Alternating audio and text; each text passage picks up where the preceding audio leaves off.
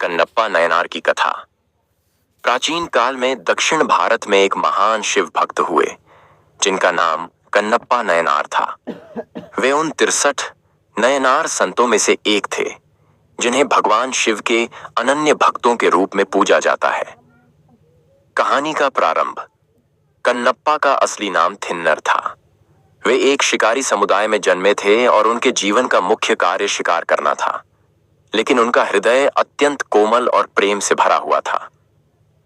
एक दिन जंगल में शिकार करते हुए थिन्नर को एक प्राचीन शिवलिंग दिखाई दिया जो एक पहाड़ी की गुफा में स्थित था। शिवलिंग अत्यंत जर्जर अवस्था में था और वहां कोई उसकी देखभाल करने वाला नहीं था। थिन्नर का हृदय भगवान शिव के प्रति भक्ति से भर गया। थिन्नर की अनोखी भक्ति। थिन्नर ने उसी समय यह संकल्प लिया कि वे इस शिवलिंग की पूजा करेंगे, लेकिन उन्हें कोई पारंपरिक पूजा विधि नहीं आती थी। अपनी भक्ति से प्रेरित होकर वे जो कुछ भी शिकार करके लाते वही भगवान शिव को अर्पित कर देते।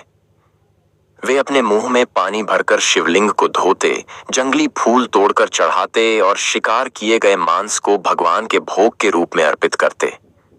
यह सब देखकर देवताओं और ऋषियों को आश्चर्य हुआ। परीक्षा का समय। शिव के पारंपरिक पुजारी इस अनोखी पूजा को देखकर क्रोधित हो गए। उन्होंने भगवान शिव से प्रार्थना की कि वे थिन्नर की भक्ति की परीक्षा लें।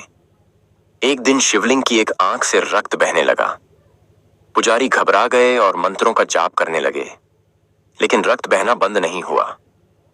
जब थिन्नर कन्नप्पा ने यह देखा तो वे व्याकुल हो गए। उन्होंने तुरंत अपने शिकार का मांस उस आंख पर लगाया, लेकिन रक्त फिर भी नहीं रुका। तब वे बिना किसी संकोच के अपनी एक आंख निकालकर शिवलिंग की घायल आंख पर रख दी। अब दूसरी आंख से रक्त बहने लगा।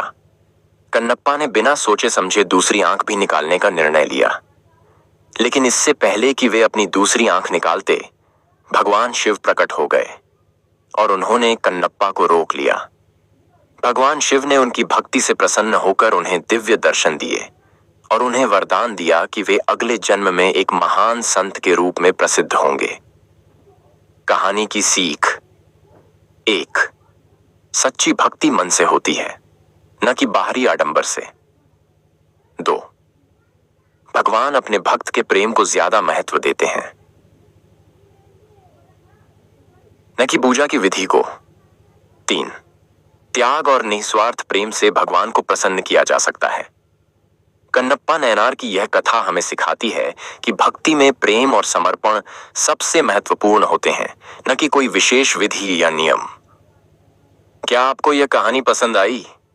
रिफल शर्मा को चैनल को सब्सक्राइब करें, लाइक करें, कमेंट करें, शेयर करना बिल्कुल ना भूलेगा।